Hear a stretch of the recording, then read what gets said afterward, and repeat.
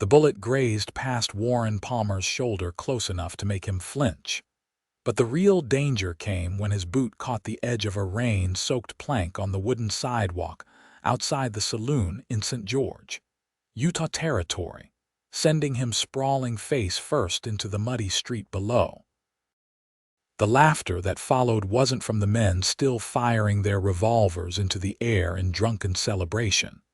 It came from the most beautiful woman he had ever seen, standing under the awning of the general store across the dusty thoroughfare with one gloved hand pressed against her lips, her green eyes sparkling with undisguised mirth. Warren pushed himself up from the mud, feeling the wet earth squish between his fingers and seep through his shirt. The year was 1878, and he had been working as a ranch hand for the better part of 5 years, since leaving his family's failing farm in Missouri. At 24 years old, he prided himself on his ability to stay upright on the most temperamental horses, yet here he was, defeated by a simple wooden plank and a bit of rain. The humiliation burned hotter than the Utah sun that had been beating down all morning before the sudden afternoon shower. He stood slowly, mud dripping from his clothes, his hat lying in a puddle a few feet away. The woman across the street had composed herself, though her eyes still held traces of amusement. She was perhaps 21 or 22, with auburn hair pinned up beneath a simple bonnet, and she wore a modest green dress that matched her eyes. Something about the way she stood, straight-backed and confident, told him she was not the type to apologize for finding humor in another's misfortune. Warren retrieved his hat, shook off what mud he could, and decided that standing in the middle of the street covered in filth served no purpose. He walked toward the general store, his boots making squelching sounds with each step. As he approached, the woman did not move away, which surprised him. Most respectable ladies would have retreated inside by now. "You hurt yourself?" she asked, and her voice carried a warmth that softened the embarrassment of the moment. "Just my pride," Warren admitted, stopping a respectful distance away so as not to splatter her with mud. "Though I reckon that was already pretty damaged." "Those men have been drinking since noon," she said, glancing toward the saloon where the celebration continued. "The marshal should do something about it, but he is probably in there with them."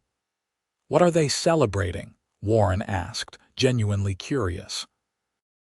"One of them struck silver up in the hills, or so he claims. Whether it is true or just fool's gold, the whiskey flows the same." She studied him with those green eyes, and Warren felt suddenly self-conscious about the mud caking his clothes and face. "You are new to St. George?" "Been here about a week. Working for the Double R Ranch about 5 miles west of town. Came in to pick up supplies for the foreman."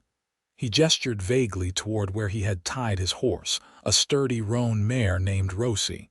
"I am Warren Palmer. Hannah Cooper." She did not extend her hand, which was proper given his current state, but she offered a small smile. "My father owns the boarding house on 3rd Street.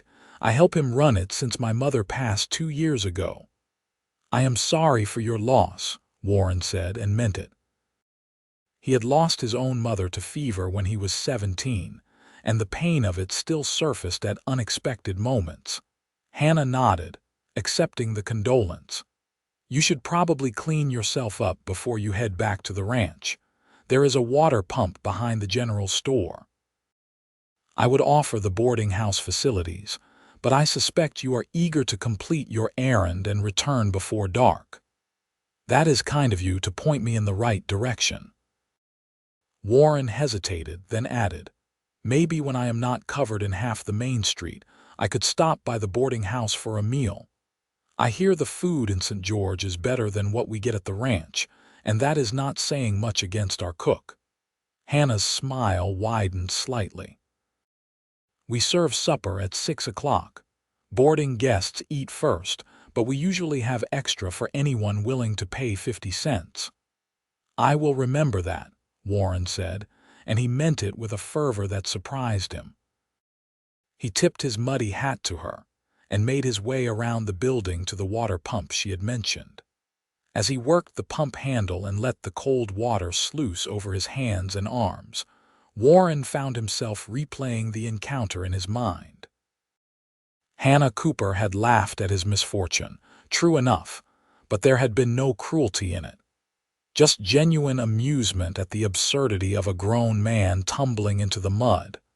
And when she had spoken to him, really spoken to him, he had detected intelligence and independence in her manner. Those were qualities he admired, even if they made some men uncomfortable. He cleaned himself as best he could, though his clothes would remain stained until he could properly wash them. The supplies he needed were basic: flour, coffee, dried beans, and ammunition for the ranch rifles. The proprietor of the general store, a balding man named Sykes, barely glanced at Warren's disheveled state as he filled the order. Such things were common enough in a frontier town. Warren loaded the supplies onto Rosie's saddlebags and secured them carefully. The ride back to the ranch would take about an hour, and the sun was already beginning its descent toward the western mountains. He would make it back in time for the evening meal, such as it was, but his thoughts were already planning a return trip to town. The Double R Ranch belonged to Robert and Ruth Reynolds, a couple in their 50s who had built their operation from nothing over the past 15 years. They ran about 300 head of cattle and employed 6 ranch hands year-round, with additional help during roundup and branding season. Warren had signed on after drifting through Nevada and finding the work there too sporadic. The Reynolds were fair employers, if demanding, and Warren had no complaints about the job itself. What he did find lacking was any real connection to the place or the people. The other ranch hands were friendly enough, but they were all older men, set in their ways and content with the routine of cattle work. Warren had begun to feel a restlessness that he could not quite name, a sense that life should offer something more than endless days of mending fences and herding cattle. Meeting Hannah Cooper had crystallized something in his mind. Here was a woman who seemed rooted to this place, connected to it through family and responsibility, yet she did not seem diminished by those ties. Instead, she appeared capable and self-possessed, someone who had made peace with her circumstances while maintaining her own spirit. These thoughts occupied Warren throughout the ride back to the ranch. He arrived as the sun touched the mountain peaks, painting the sky in shades of orange and pink. The ranch house itself was a solid structure of adobe and wood, practical rather than elegant, with a bunkhouse for the hands and a separate building for the kitchen and common area. Ruth Reynolds was in the yard when Warren rode up, scattering feed for the chickens. She was a sturdy woman with gray-streaked hair and a no-nonsense demeanor, but Warren had learned she possessed a dry sense of humor that surfaced at unexpected moments. "You fall in a river?" she asked, taking in his stained clothes. "Mud puddle in town," Warren admitted as he dismounted. "My own fault for not watching my step, MMM." Ruth's expression suggested she knew there was more to the story, but she did not press. "Get those supplies put away and then clean up. Supper will be ready in 30 minutes. Warren did as instructed, storing the supplies in the ranch's main storage building, and then washing properly at the pump near the bunkhouse. He changed into clean clothes and made it to the common building just as Ruth rang the bell for supper. The meal was beef stew with biscuits, simple but filling. The other hands talked about the day's work, discussing which sections of fence needed repair and which pastures to move the cattle to next. Warren contributed where appropriate, but his mind kept drifting back to town, to a woman with green eyes and auburn hair who had laughed at him without malice. Over the next week, Warren found excuses to return to St. George 3 times. The first trip was legitimate enough, delivering a message from Robert Reynolds to the Territorial Land Office about grazing rights. Warren made sure to time his arrival for late afternoon, and after completing his errand, he made his way to the boarding house on 3rd Street. The building was 2 stories, painted white with green shutters, well-maintained and welcoming. A sign out front read, "Cooper Boarding House, clean rooms, good meals." Warren tied Rosie to the hitching post and climbed the steps to the front porch, suddenly nervous in a way he had not felt since he was a boy. Hannah answered his knock, and if she was surprised to see him, she hid it well. "Mr. Palmer, have you come for supper? If there is room," Warren said. "I know I am a bit early. We begin serving in 20 minutes. You are welcome to wait in the parlor." She stepped aside to let him enter. The interior of the boarding house was neat and comfortable, furnished with simple but well-cared-for pieces. The parlor contained several chairs, a sofa, and a small bookshelf. Warren could hear voices from upstairs and the clatter of dishes from what must be the kitchen. "I will let my father know we have an additional guest," Hannah said. "Please make yourself comfortable." She disappeared through a doorway, and Warren sat gingerly on one of the chairs, acutely aware of his rough appearance despite his clean clothes. He was a working man, and his hands showed it, calloused and scarred from years of manual labor. He wondered what Hannah's father would think of him. He did not have to wonder long. A man emerged from the same doorway Hannah had used, a tall, lean figure with graying hair and sharp blue eyes that assessed Warren in a single glance. This was clearly Hannah's father, Thomas Cooper, and Warren stood immediately. "Mr. Cooper, I am Warren Palmer. I work at the Double R Ranch. Your daughter mentioned you serve meals to non-boarders, and I thought I would take her up on the offer." Thomas Cooper extended his hand, and Warren shook it, feeling the firm grip of a man who had worked hard all his life. "You are welcome here, Mr. Palmer. 50 cents for the meal, as Hannah probably told you. We serve family style, so you will be eating with the boarders. I hope that suits you." "Perfectly fine, sir." Thomas nodded and returned to the kitchen. Warren sat back down, feeling he had passed some initial test, though he was not sure of what. The meal was served in a dining room that could accommodate perhaps 12 people comfortably. There were currently 4 boarders in residence, an older woman who introduced herself as Mrs. Fletcher, a traveling salesman named Green, and 2 younger men who worked for the telegraph company. Hannah and her father sat at opposite ends of the table, with Warren and the others arranged along the sides. The food was excellent, far better than anything served at the ranch. There was roasted chicken, potatoes, carrots, fresh bread, and apple pie for dessert. The conversation flowed easily, with the boarders sharing stories of their travels and work.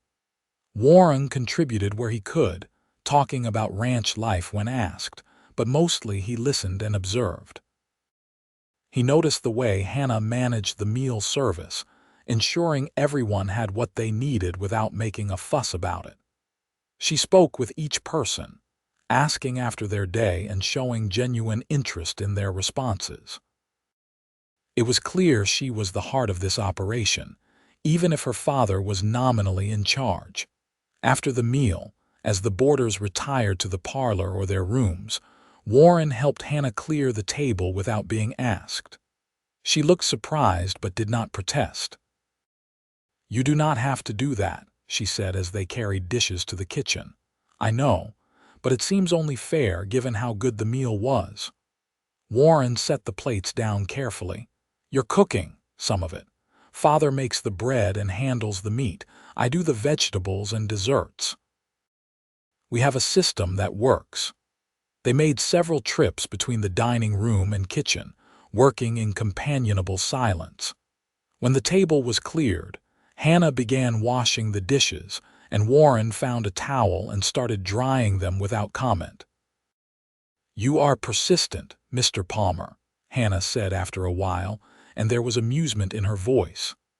I prefer to think of it as helpful, Warren replied. And please call me Warren. Mr. Palmer makes me sound like my father, and he was not someone I want to be compared to. Hannah glanced at him, curiosity evident. Was he unkind? He was hard. Life made him that way, I think. Lost crops, debt, too many children, and not enough food. He did the best he could, but there was not much joy in our house. I left as soon as I was old enough to make my own way. Do you regret it? Warren considered the question as he dried a plate. No, but I wonder sometimes if I am just drifting, working other people's ranches and never building anything of my own. Is that what you want? A ranch of your own, maybe, or maybe just somewhere to belong. The ranch work pays well enough, but it does not feel like home. He paused, then added, This place feels like a home. You have built something good here. Hannah smiled at that. Thank you. It was not easy after Mother died.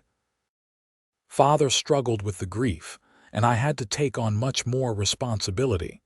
But we managed, and now I cannot imagine doing anything else. They finished the dishes together, and Warren knew he should leave, but found himself reluctant to go. Hannah seemed to sense his hesitation.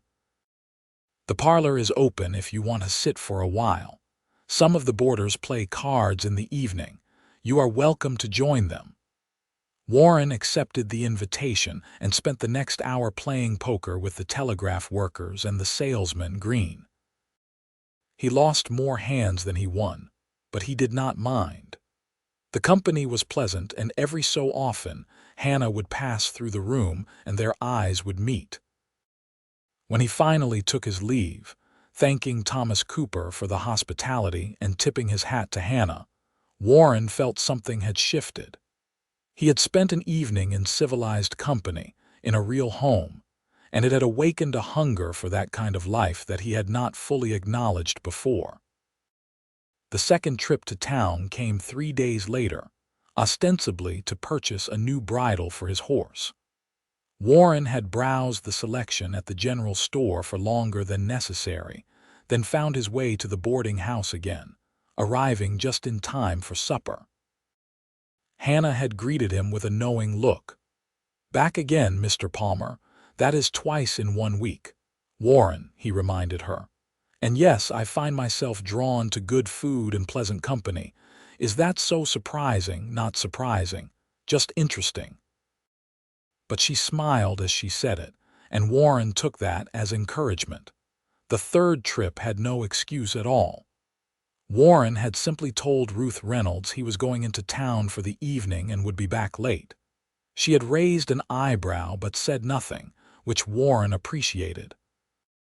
This time, when he arrived at the boarding house, it was later in the evening after the supper hour. He found Hannah on the front porch, sitting in a rocking chair with a book in her lap, taking advantage of the last light of day. I missed supper, Warren said, climbing the steps. You did. Hannah marked her place in the book and set it aside. There is leftover stew if you are hungry. I can warm it up. I did not come for the food this time. Warren took off his hat and held it in his hands. I came to see you. If that is too forward, I apologize, but I figure honesty is better than making up more excuses to visit. Hannah studied him for a long moment, her expression unreadable. Then she said, Sit down, Warren Palmer. He sat in the other rocking chair, setting his hat on his knee. The evening was warm and the sounds of the town drifted up the street. Horses, voices, the distant sound of a piano from the saloon. You make a habit of pursuing women this directly? Hannah asked. No, I have never pursued anyone before, not like this. Warren met her eyes. I know we have barely met, and you probably think me foolish or presumptuous. But I have not been able to stop thinking about you since that day in the street when you laughed at me falling in the mud. And I decided that if I was going to fall, I might as well do it honestly. Hannah's expression softened. That is quite a speech. It is the truth. I believe you. She rocked slowly, considering. You should know that I have turned down 3 proposals of marriage in the past 2 years, good men with prospects who would have given me security.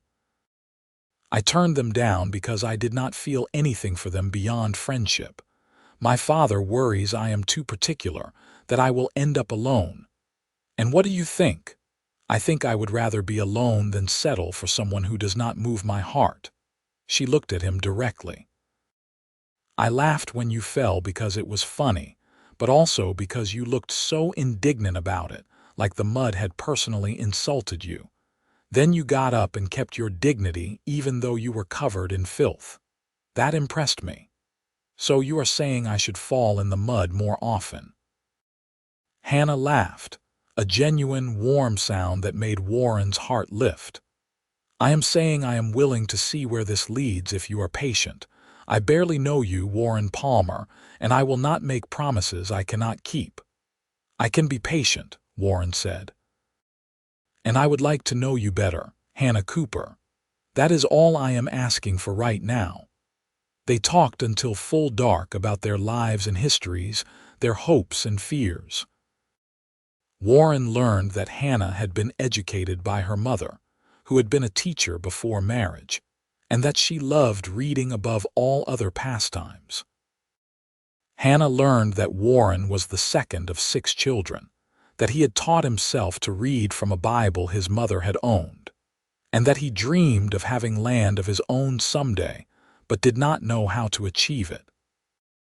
When Warren finally left, riding back to the ranch under a sky full of stars, he felt like a different man than the one who had fallen in the mud a week ago. He had fallen a second time, but this fall was different. This one might actually lead somewhere. Over the following weeks, Warren became a regular visitor to the boarding house. He came for supper when he could, always paying his 50 cents and helping with the dishes afterward. He learned the rhythms of Hannah's life, the way she managed the household with quiet efficiency, the way she cared for her father while maintaining her independence. Thomas Cooper, for his part, seemed to accept Warren's presence without objection. One evening, after Warren had been courting Hannah for about a month, Thomas asked him to step out onto the porch for a conversation. "You have been spending a lot of time here," Thomas began without preamble. "Yes, sir. I hope that is not a problem. Depends on your intentions. Hannah is a grown woman and I trust her judgment, but I am still her father and I want to know what you are planning." Warren appreciated the directness. "I care about her, Mr. Cooper, more than I have cared about anyone. My intentions are honorable. I would like to court her properly with your permission and hers. You have a steady job." "Yes, sir. I make $30 a month at the ranch plus board. That is not much to build a life on." "No, sir, it is not, but I am a hard worker and I am looking for opportunities to better myself. I have been saving money, and I hope to have enough to buy some land in a few years. Not much, but enough to start." Thomas nodded slowly.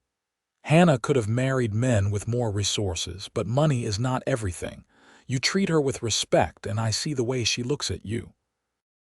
That matters more than dollars. He extended his hand. "You have my permission to court her, but understand this, if you hurt her, you will answer to me." "I understand, sir, and I promise you I will do everything in my power to make her happy." They shook on it, and Warren felt another piece of his life fall into place. The courtship deepened through the summer of 1878. Warren and Hannah took walks together through the town and along the nearby river. They attended church services on Sundays when Warren could get away from the ranch. They talked about everything and nothing, learning each other's minds and hearts. Warren discovered that Hannah had a quick wit and a talent for storytelling. She could recount the boarding house's various eccentric guests in a way that had him laughing until his sides hurt. Hannah discovered that Warren had a gentle side that contrasted with his rough exterior. He was patient with animals and children, and he carried a thoughtfulness about the world that suggested depths beneath his cowboy surface. Their first kiss came in late August, during an evening walk along the Virgin River that ran near the town. They had been talking about the future, about Warren's dream of owning land and Hannah's contentment with the boarding house life. "Would you ever want something different?" Warren asked her. "Or are you happy to stay here forever?" Hannah considered the question. "I love the boarding house and I love my father, but I would not mind a change if it was the right one, with the right person." What would the right change look like? She stopped walking and turned to face him. "I think you know what I want, Warren. The same thing most women want. A home, a family, someone to share life with. But it has to be with someone who sees me as a partner, not just a housekeeper or a broodmare." "I see you as the most remarkable person I have ever met," Warren said quietly. "Smart and capable and kind. If I am lucky enough to build a life, I would want to build it with you." Hannah reached up and touched his face, her fingers gentle against his cheek. "Then kiss me, Cowboy." He did, carefully at first and then with more confidence as she responded. It was sweet and tentative and perfect, the kind of first kiss that promised many more to come. From that point on, their relationship became an acknowledged thing in St. George. People saw them together and smiled knowingly. The boarders at Hannah's place teased her gently, and the ranch hands ribbed Warren about being lovesick. Neither of them minded, but reality had a way of intruding on romance. In late September, Robert Reynolds called Warren into his office, an unusual occurrence that immediately put Warren on alert. "Sit down, Palmer," Reynolds said, his weathered face serious. Warren sat, wondering if he had done something wrong. "I am getting old," Reynolds began. "My back gives me trouble and Ruth has been after me to slow down. We have been talking about what to do with the ranch, and we have made some decisions." Warren waited, unsure where this was going. "We are selling half the cattle and leasing out half the land. Going to run a smaller operation with fewer hands, which means I have to let some people go. You are a good worker, Warren, one of the best I have had. But you are also the youngest and the newest. The other hands have been with me longer, and I feel obligated to keep them on." The news hit Warren like a physical blow. "When?" he managed to ask. "End of the month. I will give you an extra month's wages as severance and a letter of recommendation. You should not have trouble finding work on another ranch." Warren nodded slowly, his mind racing. Losing this job meant losing his steady income, which meant delaying his plans for land ownership. It also meant he might have to leave St. George to find work, which would put distance between him and Hannah. "I appreciate your honesty, Mr. Reynolds, and the severance. I am sorry, son. If circumstances were different, I would keep you on. You have never given me a moment's trouble." Warren left the office feeling unmoored.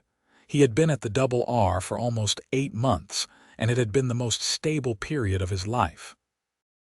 Now that stability was disappearing, and he had no clear path forward. He rode into town that evening, needing to talk to Hannah. She took one look at his face and knew something was wrong. They walked to their spot by the river, and he told her everything. "So I will need to find work elsewhere," Warren concluded. "There might be something at one of the other ranches nearby, but most of them hire in the spring, not the fall. I might have to go further afield." Hannah was quiet for a moment, watching the water flow past. "How much money do you have saved?" "About $200. Not enough to buy land, at least not good land. Maybe enough to lease something small and try to make a go of it, but it would be risky." "What if you did not have to pay for lodging? What if you stayed at the boarding house and helped my father with maintenance and repairs in exchange for room and board? You could look for work locally, or maybe start thinking about other ways to build a future here." Warren looked at her, hardly daring to hope. "Your father would agree to that?" "He has been saying he needs help with the heavier work around the place. His joints ache in the cold weather, and winter is coming. You could be useful to him, and it would give you time to figure out your next step without having to leave town. Hannah, that is generous, but I would not feel right taking charity. It is not charity if you are working for it, and besides, she took his hand, I am not ready for you to leave. We have only just found each other. I want to see where this goes, and I cannot do that if you are working on a ranch 200 miles away. Warren squeezed her hand, feeling a surge of affection so strong it almost hurt. You are sure about this? I am sure about you. The rest we can figure out together. They walked back to the boarding house hand in hand, and Hannah presented the idea to her father that very evening. Thomas Cooper listened thoughtfully, then agreed with the condition that Warren truly earned his keep. Warren assured him that he would, and the arrangement was set. The transition happened at the end of September. Warren collected his final wages from the Double R Ranch, said goodbye to the other hands, and moved his few belongings into a small room on the second floor of the boarding house. It was modest but clean, with a bed, a dresser, and a window that looked out onto the street. For the first few days, Warren felt awkward about his new situation. He was accustomed to the routine of ranch work, the physical demands and clear expectations. Living in town in a boarding house felt strange and confining, but Hannah had been right about Thomas Cooper needing help. There was always something that needed fixing: a leaky roof, a broken step, a door that would not close properly. Warren threw himself into the work, grateful for the purpose it provided. He also took on some of the heavier household tasks: chopping wood for the stove, carrying supplies from the store, helping move furniture when rooms needed cleaning. In exchange, he received meals and lodging, which freed up his saved money for other purposes. He began to think more seriously about his future, about what he actually wanted to build. One evening in early October, as he sat in the parlor reading a newspaper, an article caught his attention. The territorial government was offering land grants to settlers willing to develop property in certain areas.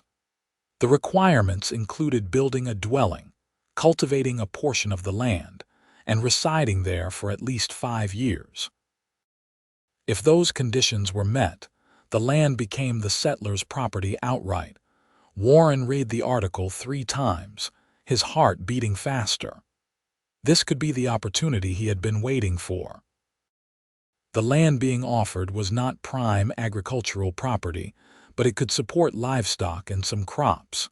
With careful management, a person could build a viable homestead. He showed the article to Hannah that night after supper.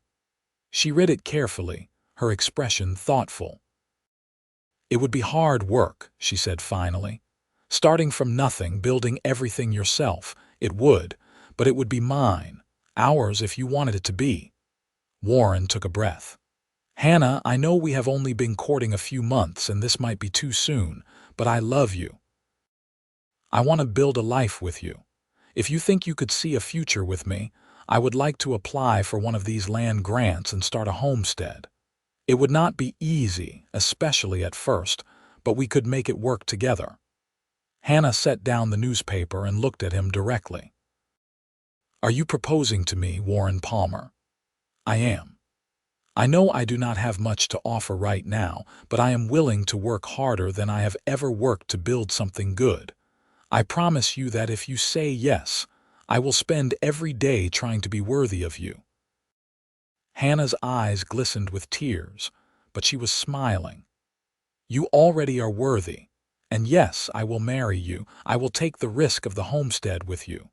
I will leave the boarding house and my father and build something new because I love you too. Warren felt like his heart might burst from his chest. He stood and pulled Hannah to her feet, kissing her with all the emotion he felt. When they finally broke apart, they were both laughing and crying at the same time. Thomas Cooper, who had been in the kitchen and undoubtedly heard everything, emerged with a somewhat gruff expression that did not quite hide his own emotion. "I suppose I will be losing my best dishwasher," he said. "I am sorry, Father," Hannah said, going to embrace him. "Do not be. I want you to be happy, and I can see that he makes you happy." Thomas looked at Warren over Hannah's head. "You take care of her. With my life, sir." The engagement was announced the following Sunday at church, and the reactions were universally positive. St. George was a small community, and news of the upcoming wedding spread quickly. Several women approached Hannah with offers to help with preparations, and men who knew Warren congratulated him on his good fortune. Warren wasted no time applying for the land grant. The process required him to travel to the territorial land office, fill out extensive paperwork, and pay a small administrative fee. He was assigned a plot of 160 acres about 12 miles north of St. George, in an area of scrubland and hills that would require considerable work to develop. He rode out to see the land on a crisp October morning, with Hannah accompanying him. They brought a packed lunch and spent the day exploring the property, envisioning what it could become. The land was rough, certainly, with rocky soil and sparse vegetation. But there was a creek running through one corner that would provide water for livestock and irrigation. There were sheltered areas where a house and outbuildings could be constructed, protected from the worst of the weather. And the views were spectacular, stretching out toward the mountains in the distance. "What do you think?" Warren asked Hannah as they sat on a flat rock eating sandwiches she had packed. "I think it will be hard work," Hannah said honestly, "but I also think it is beautiful, and it is ours." That means something. Warren reached into his pocket and pulled out a small box. Inside was a simple silver band he had purchased from the jeweler in town, spending more than he probably should have but wanting to give Hannah something tangible. "I got you this. It is not much, but I wanted you to have a proper ring." Hannah's eyes widened as he slipped it onto her finger. It fit perfectly, and she held up her hand, admiring the way it caught the light. "It is perfect," she said softly. "Thank you." They set a wedding date for early November, giving themselves about a month to prepare. It would be a simple ceremony, held at the church with a reception at the boarding house afterward. Hannah wanted to keep it small and practical, which suited Warren fine. He cared more about being married than about the wedding itself. The weeks leading up to the wedding passed in a blur of activity. Warren spent his days working on preparations for the homestead, hauling lumber to the property to begin construction of a small cabin. Several men from town, friends and fellow church members, volunteered their time to help with the building. The tradition of barn raising extended to house raising in frontier communities, where neighbors understood that everyone needed help at some point. By the first week of November, the basic structure of the cabin was complete. 4 walls, a roof, a door, and 2 windows.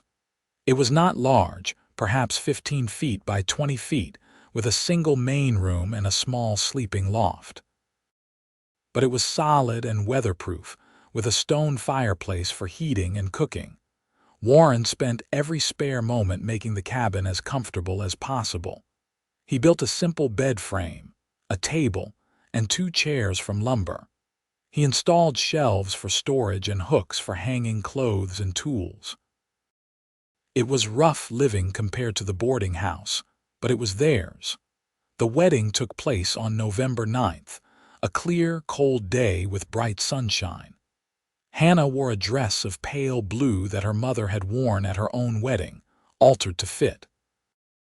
Warren wore his best clothes, cleaned and pressed, with a new shirt he had purchased for the occasion.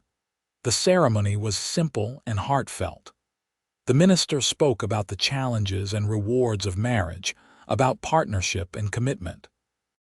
When Warren and Hannah exchanged their vows, promising to love and support each other through whatever came, Warren felt the weight and rightness of those words.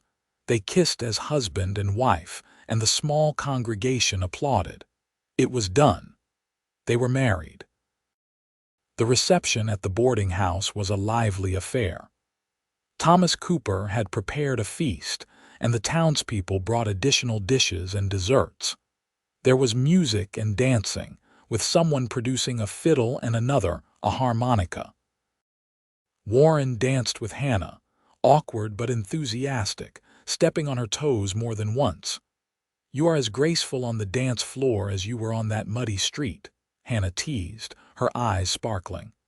"At least this time I am falling for you on purpose," Warren replied, and she laughed. As evening drew on, Warren and Hannah slipped away from the party, riding out to their homestead in a wagon loaded with Hannah's belongings and gifts from the wedding guests. Thomas had given them a set of iron cookware. The church women had contributed blankets and linens. The telegraph workers had pooled their money to buy a good lantern. They arrived at the cabin under a sky full of stars, and Warren carried Hannah over the threshold, making her laugh at the tradition. He set her down gently in the middle of their new home, and they stood there together, taking in what they had built. "It is not much yet," Warren said, suddenly nervous that Hannah might regret her decision now that she was actually here, away from the comforts of the boarding house. Hannah turned in a slow circle, examining the space. Then she smiled at him. "It is perfect because it is ours. We will make it more comfortable over time, but for now, this is exactly what we need." That night, lying together in their new bed with the fire crackling in the hearth, Warren felt a peace he had never known. He had a home, a wife, and a future to build. He had fallen twice, once in the mud where Hannah had laughed at him and once in love with her. Both falls had led him here to this moment, and he would not change a thing. The first winter as homesteaders tested them in ways they had not fully anticipated.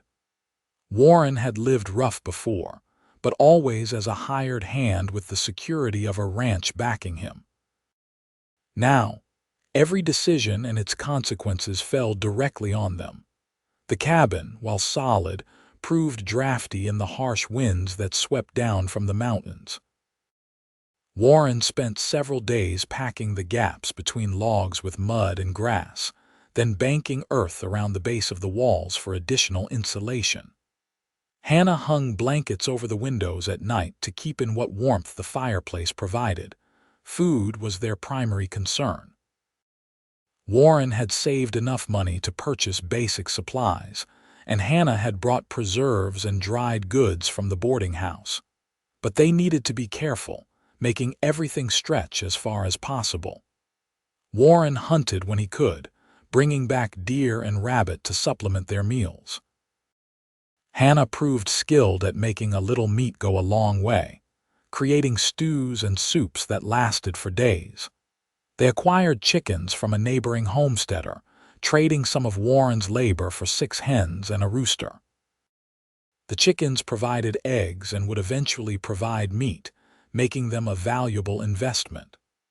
Warren built a simple coop attached to the side of the cabin, using scrap lumber and wire. Water was less of a problem than it might have been, thanks to the creek running through their property. Warren cut a path down to the water and constructed a simple bridge from logs. Every morning, he or Hannah would make the trip with buckets, bringing back water for cooking, cleaning, and the animals. Despite the hardships, Warren found a satisfaction in the work that he had never experienced as a hired hand. Every improvement to the homestead, every small success, felt meaningful in a way that working someone else's land never had. And doing it all with Hannah made it better. She adapted to homestead life with a determination that impressed him daily. The work was physically demanding in ways her boarding house duties had not been, but she never complained. She learned to manage the chickens, to maintain the fire, to cook on the hearth instead of a proper stove. She mended their clothes by candlelight, read to Warren from books in the evenings, and made their small cabin feel like a real home. They fell into a rhythm together, learning to anticipate each other's needs and work as a team. Warren would chop wood and Hannah would stack it. Hannah would prepare meals and Warren would clean up afterward. They took turns with the less pleasant tasks, sharing the burden equally. In December, a major snowstorm hit the region, dumping nearly 2 feet of snow over the course of 3 days. Warren and Hannah found themselves snowed in, unable to venture far from the cabin. They spent the time huddled near the fire, rationing their food and fuel carefully. On the second day of the storm, with wind howling outside and snow piling against the walls, Hannah suddenly started laughing. "What is funny?" Warren asked, looking up from the harness he was repairing. "I was just remembering the first time I saw you, covered in mud, looking so indignant. If someone had told me then that 6 months later I would be married to you and living in a cabin in the middle of nowhere during a blizzard, I would have thought them insane." Warren grinned. "Are you saying you regret it?" "Not for a second. But it is certainly not where I expected my life to go." She moved closer to him and he put his arm around her. "I am happy, Warren. Cold and sometimes uncomfortable, but happy." "I am happy too," Warren said, kissing the top of her head. "Happier than I ever thought I could be." The storm eventually passed, and they dug themselves out, checking on the animals and restocking their wood supply. Warren made the trip into St. George as soon as the roads were passable, stopping at the boarding house to assure Thomas Cooper that they were well and to purchase additional supplies. Thomas had news of his own. "I am thinking of taking on a partner for the boarding house," he told Warren over coffee. "Getting too old to manage everything myself, and with Hannah gone, it is more work than I can handle. There is a widow in town, Margaret Hensley, who has experience running a boarding house in Salt Lake City. We are discussing the possibility of her buying in." "How do you feel about that?" Warren asked. "Practical," Thomas said with a slight smile.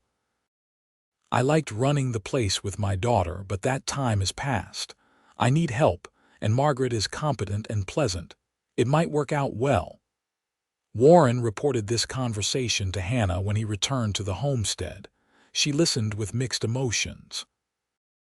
"I am glad Father is being practical," she said, "but it feels strange, knowing the boarding house will change without me there."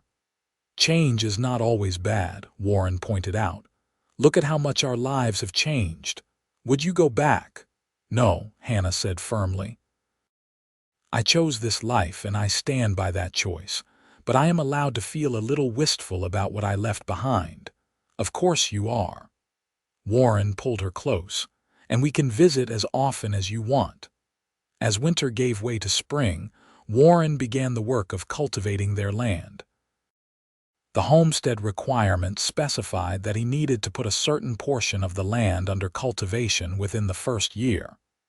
He chose a 5-acre plot near the creek, where the soil was richest and irrigation would be easiest. Breaking the ground was brutal work. Warren borrowed a plow from a neighbor and spent weeks turning the earth, pulling up rocks and roots, preparing the soil for planting.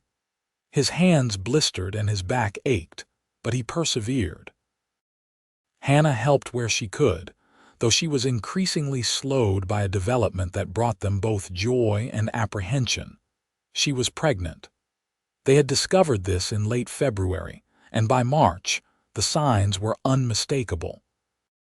"You should not be doing heavy work," Warren told her one afternoon when he caught her trying to haul a bucket of water.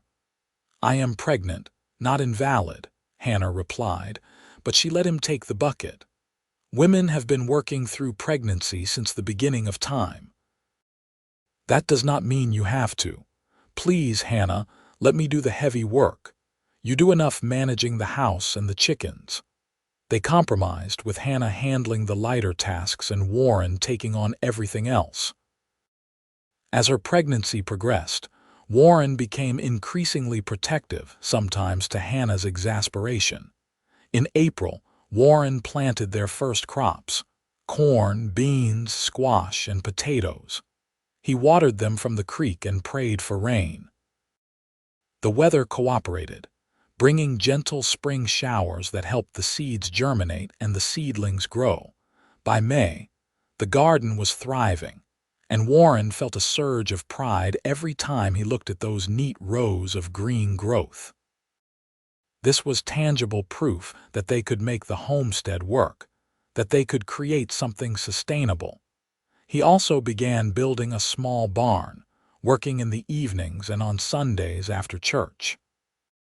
The structure would house additional animals once they could afford them, perhaps a cow for milk, a horse for Hannah to ride, more chickens. Planning for these future acquisitions gave Warren something to work toward. The baby was due in early September, which gave them the summer to prepare. Hannah sewed baby clothes from fabric she had brought from the boarding house, creating tiny gowns and blankets. Warren built a cradle from pine, carefully sanding it smooth so there would be no splinters. Thomas Cooper visited the homestead regularly, bringing supplies and checking on his daughter. He and Margaret Hensley had indeed become partners in the boarding house, and Thomas seemed content with the arrangement. He teased Hannah gently about impending grandparenthood and gave Warren quiet advice about supporting a wife through childbirth. "Be patient with her," Thomas said one afternoon as he and Warren repaired a section of fence. "The last weeks are hard and the birth itself is harder. Just be there and do not fall apart on her." "I will do my best," Warren promised. In late August, a week before Hannah's due date, she woke Warren in the middle of the night, her hand on his shoulder and her voice tight with pain. "Warren, it is time." He came awake instantly, heart pounding. They had prepared for this, had a plan in place. He was supposed to ride to town and fetch the midwife, Mrs. Abernathy, who had agreed to attend the birth.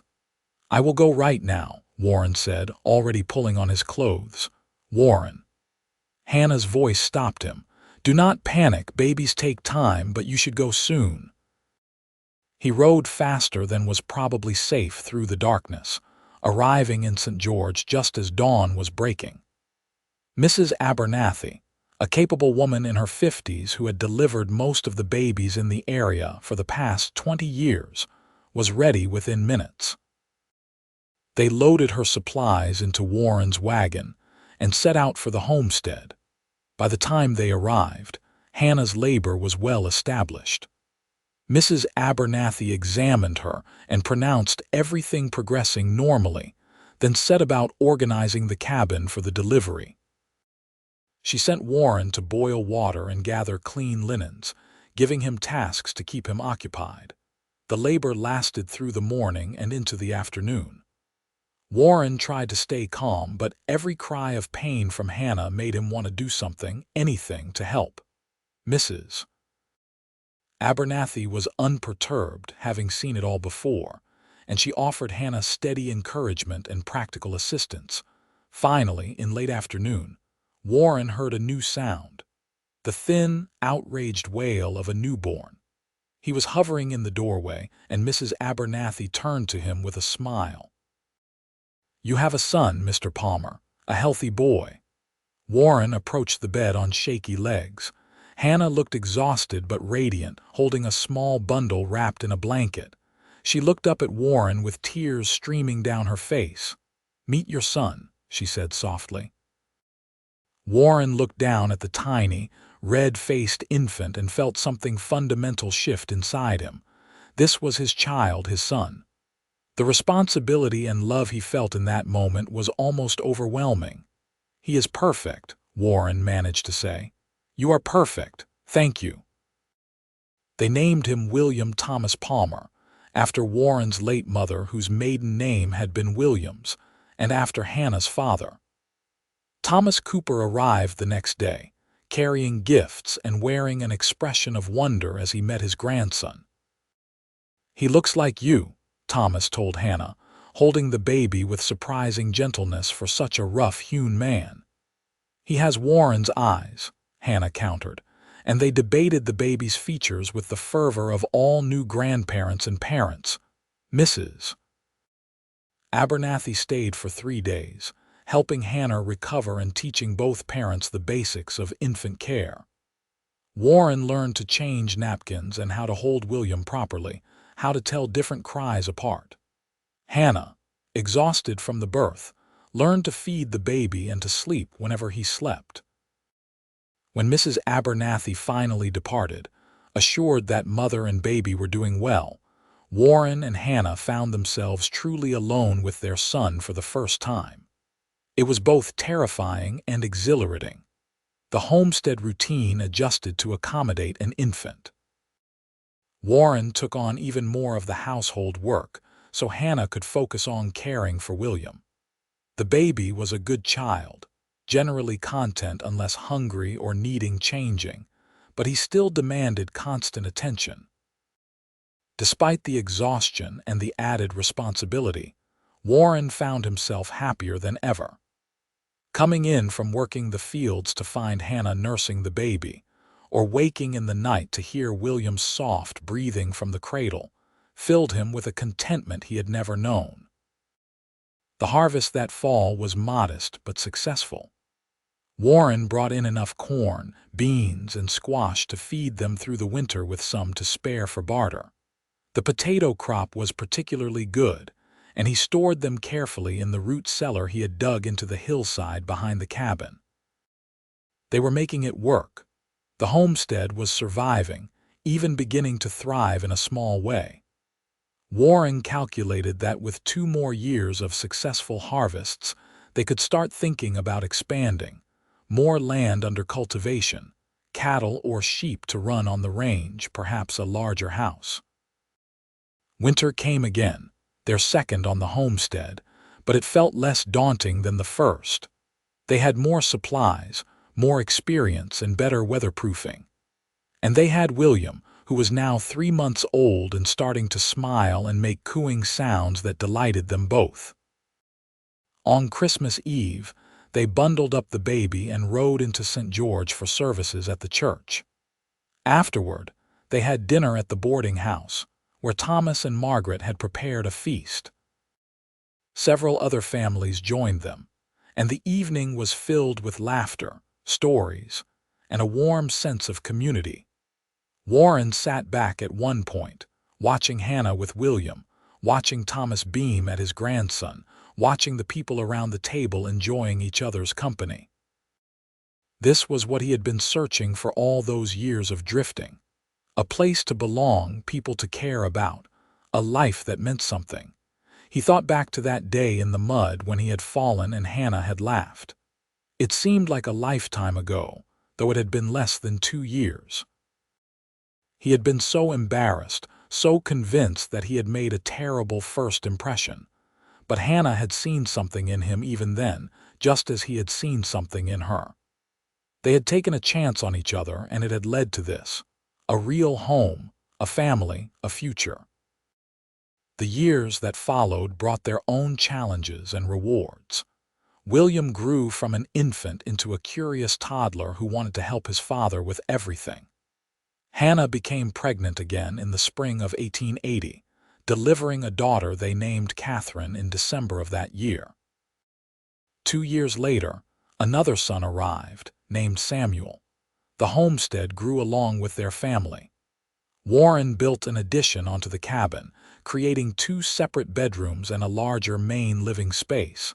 He purchased a milk cow and a breeding pair of pigs. The garden expanded to 10 acres, producing enough that Warren could sell surplus vegetables in town. In 1883, when the 5-year requirement for the homestead had been met, Warren received the official deed to their land. 160 acres belonged to him and Hannah outright, free and clear. It was not a vast empire, but it was theirs. Thomas Cooper passed away peacefully in his sleep in 1884 at the age of 68. His death hit Hannah hard, but she took comfort in knowing he had lived to see his grandchildren and had been proud of what she and Warren had built. He left his share of the boarding house to Hannah, which she and Warren sold to Margaret Hensley, using the money to purchase additional land adjoining their homestead. The children grew. William showed an aptitude for working with animals and spent hours helping Warren care for the livestock. Catherine was bright and curious, constantly asking questions about everything she saw. Samuel was quieter but steady, content to observe and learn at his own pace. In 1886, Warren hired his first employee, a young man fresh from the East who needed work and a chance. Warren remembered being in that position and gave the young man the same opportunity Robert Reynolds had once given him. The extra help allowed Warren to bring more land under cultivation and to increase their livestock holdings. By 1890, the Palmer homestead had become one of the more successful small operations in the area. They were not wealthy, but they were comfortable, and they had built something lasting. Warren was now 36 years old, with gray beginning to show at his temples. Hannah was 33, still beautiful, still the woman who made his heart quicken when he saw her. They added 2 more children to their family, a daughter named Alice in 1887 and another son, Robert, in 1889. 5 children, a working homestead, and a partnership that had only deepened over the years. On their 12th wedding anniversary, Warren and Hannah left the children with Margaret Hensley for an afternoon and rode out to the spot where they had first picnicked when looking at the land.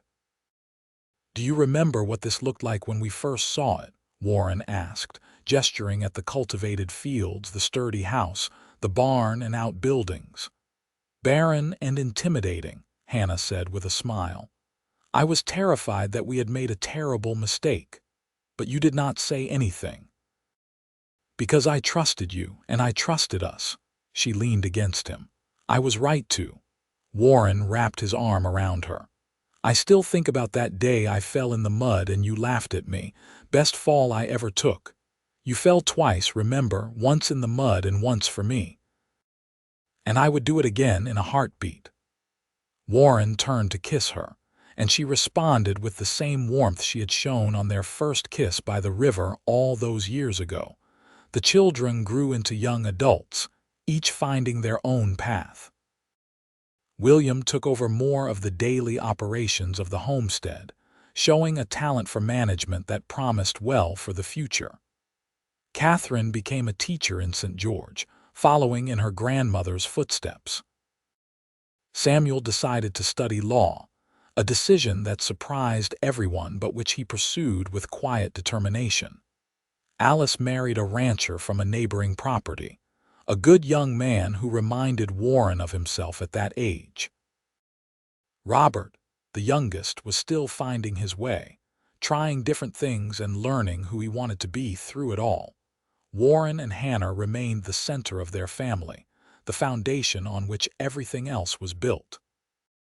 They had made countless decisions together over the years, some small and some momentous, but always as partners. In 1895, Warren received an offer to sell the homestead for a substantial sum. A larger ranching operation wanted to consolidate land in the area and was willing to pay well for the Palmer property. Warren and Hannah discussed the offer seriously, considering what it would mean. "We could retire comfortably," Warren said. "Move into town, take it easy. Let someone else do the hard work." Hannah considered this. "Is that what you want?" "I want whatever will make you happy. We have worked hard all our lives. Maybe it is time to rest." "I have never seen you rest, Warren Palmer. You would go crazy living in town with nothing to do." Hannah smiled. "Besides, this is our home. We built it together. I am not ready to give it up yet." So they turned down the offer and continued working the land, but they did make some concessions to age and comfort. Warren hired additional help, reducing his own physical labor. They modernized the house, adding some conveniences that made life easier. They traveled occasionally, visiting relatives and seeing parts of the country they had never explored. But they always came back to the homestead, to the land they had developed from nothing, to the life they had built. In 1900, they celebrated their 22nd wedding anniversary with all 5 children. Their spouses and 7 grandchildren gathered around the large table in their dining room. The house rang with laughter and conversation, multiple generations of Palmers sharing a meal and making memories. Warren looked around the table at the faces of his family, the legacy he and Hannah had created. Not just children and grandchildren, but values passed down, lessons taught, a way of life that honored hard work and partnership and love. Later that night, after everyone had left and the house was quiet again, Warren and Hannah sat on their porch watching the sun set over the mountains. "We did all right," Warren said quietly. "We did better than all right," Hannah replied, taking his hand. "We built a good life, a real life." "Do you ever regret it? Leaving the boarding house, taking the risk with me?" Hannah squeezed his hand. "Not once. You gave me adventure and partnership and love. You gave me this life. How could I ever regret that?" Warren brought her hand to his lips and kissed it. "I love you, Hannah Palmer. I have loved you since the day you laughed at me falling in the mud. And I love you, Warren Palmer. I have loved you since you got up from that mud with your dignity intact and your heart open." They sat together in comfortable silence. 2 people who had built a life from nothing, who had faced challenges and celebrated triumphs, who had grown old together while remaining young at heart. They had fallen for each other in 1878, and they were still falling, still discovering new depths to their love, still grateful for every day they had together. The homestead would continue, passed down to William and his children, a living legacy of what 2 people could build with determination, partnership, and love. The Palmer name would be remembered in St. George and the surrounding area, not for wealth or power, but for integrity and hard work and family. And it had all started with a stumble in the mud and a woman's laughter, with a cowboy who fell twice, once in the mud and once in love, and who spent the rest of his life grateful for both falls. The seasons continued their eternal cycle, bringing changes and constants in equal measure. Warren and Hannah grew older together, watching as their children's children began to have children of their own. The homestead adapted to new technologies and methods, but the core values remained the same. In the spring of 1905, Warren took sick with a fever that worried everyone. He was 51 years old, still strong for his age but not as resilient as he had once been. Hannah nursed him through the illness with the same devotion she had shown in everything else, sitting by his bedside and refusing to rest until the fever broke. When Warren recovered, thinner but alive, the experience reminded them both that their time was finite. They made decisions about the future of the homestead, ensuring that everything would be settled and clear when the time came. They wrote letters to each of their children, expressing their love and their pride in the people they had become. But they also kept living, refusing to treat each day as if it might be their last. They continued working the garden together, Hannah directing and Warren providing the muscle. They continued their evening ritual of sitting on the porch, watching sunsets and talking about the day. They continued to find joy in small moments: a grandchild's laugh, a successful harvest, a gentle rain after a dry spell. In 1908, they celebrated their 30th wedding anniversary. The celebration was smaller this time, just family, but no less meaningful. William gave a speech, talking about his parents' example and what it had meant to him and his siblings. There were tears and laughter, stories retold and new memories made. Warren watched his wife across the table, her hair now more silver than auburn, her face lined with the years but still beautiful to him. She caught his gaze and smiled, that same smile that had caught his heart 3 decades earlier, and he felt the familiar flutter of love in his chest. That night, lying in bed with Hannah in his arms, Warren said, "Thank you." "For what?" Hannah asked, her voice drowsy. "For saying yes. For taking a chance on a muddy cowboy with more dreams than sense. For building this life with me." Hannah shifted to look at him in the darkness. "You gave me everything I never knew I wanted. A real partnership, a full life, love that grew deeper every year. I should be thanking you." "Then we will call it even," Warren said, kissing her forehead. They fell asleep like that, holding each other. Two people who had chosen each other and kept choosing each other every day for 30 years. The years that followed brought the usual mixture of joy and sorrow. They lost friends to age and illness. They celebrated births and marriages. They watched the world change around them, with automobiles beginning to appear on the roads and talk of flying machines and other wonders. The homestead continued to prosper under William's management, incorporating new methods while respecting the foundation Warren and Hannah had laid. The land remained productive, the family remained close, and the values of hard work and integrity continued to guide them. In 1915, Warren and Hannah celebrated their 37th wedding anniversary quietly, with just the two of them sharing a meal Hannah had prepared. Warren was 61 now, Hannah 58, both slowed by age but still engaged with life. 37 years, Warren mused. Sometimes it feels like just yesterday we were starting out, and sometimes it feels like we have always been together. Both are true, Hannah said. Time is strange that way. They talked late into the night, remembering their journey together, the early struggles of the homestead, the births of their children, the triumphs and setbacks, the quiet moments and the dramatic ones, all of it woven together into the fabric of their shared life. Warren Palmer lived to see his 70th birthday in 1924, surrounded by children, grandchildren, and great-grandchildren. Hannah organized the celebration, despite his protests that he was too old for such fuss. The house was full of family, the table groaning with food, the air filled with love and laughter. That night, exhausted but happy, Warren told Hannah, "This is more than I ever dreamed of, more than I deserved." "You deserved every bit of it," Hannah replied firmly. "You worked for it, you built it, you earned it."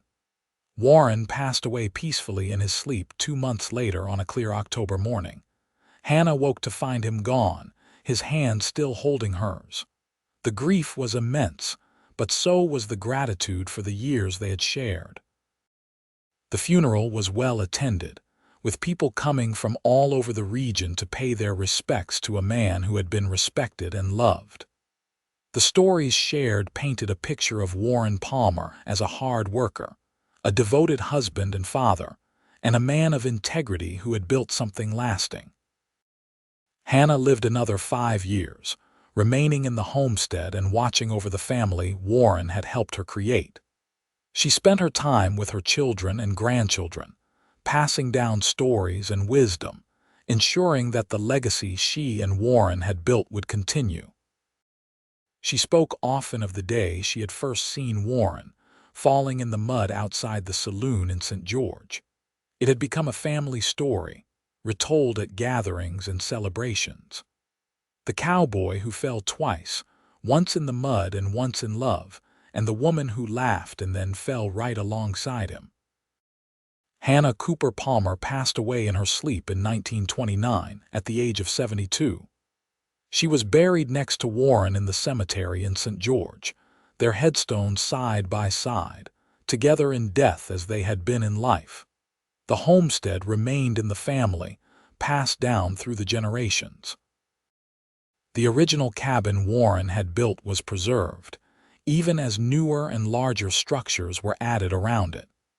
It stood as a testament to what two people could build from nothing but determination and love. The story of Warren and Hannah Palmer became part of the local history. told to children and grandchildren as an example of what was possible when two people committed to each other and to a shared vision. It was a story of the American West, of homesteading and hard work and building something lasting. But more than that, it was a love story. A story about two people who found each other against the odds, who built a life together despite challenges, who grew old together while never losing sight of what had brought them together in the first place. It was a story about a woman who laughed when a cowboy stumbled and fell in the mud, not knowing that this moment would change both their lives forever. About a cowboy who fell twice, once in the mud and once in love, and who counted both as among the best things that ever happened to him. Their descendants continued the family legacy, farming the land, raising their families, and telling the stories of Warren and Hannah to each new generation. The values they had instilled, of hard work and partnership and love, continued to guide the family through changing times.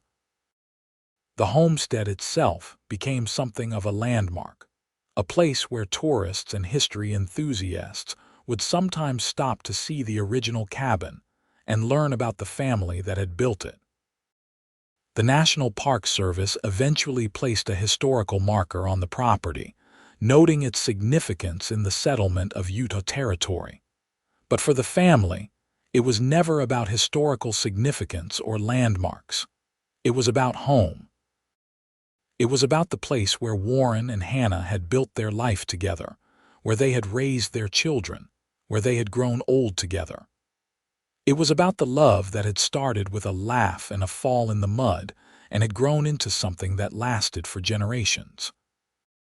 The story of Warren and Hannah Palmer became a reminder that the best love stories are not about grand gestures or dramatic moments, though those have their place. The best love stories are about two people choosing each other every day, through the mundane and the magnificent, through the struggles and the triumphs, through youth and age. They are about partnership and respect, about shared dreams and mutual support. They are about laughter and tears, about falling down and getting back up, about facing life together, and knowing that you are stronger together than you could ever be alone. Warren and Hannah's story was about all of that. It was about taking a chance on love even when the future was uncertain. It was about building something from nothing. It was about creating a legacy that would outlast them both.